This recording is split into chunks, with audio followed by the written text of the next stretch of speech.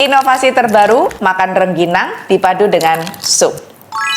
Aku kasih tahu kalian cara makan rengginang yang terbaru.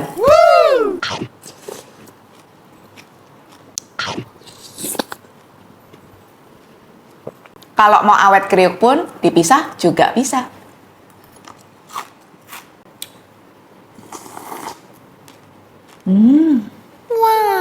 Aku suka dipisah.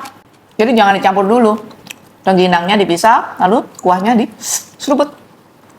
Nasi kering rengginang dipadu dengan kuah yang super lembut, enak, pletus-pletus di mulut.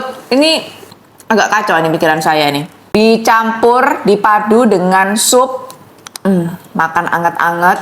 Konsepnya gimana ini? Karena ekspektasinya tuh kan makan nasi sama kuah itu kan harusnya lembut ya.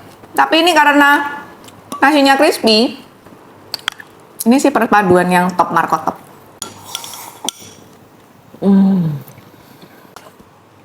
Ada yang tahu apa namanya?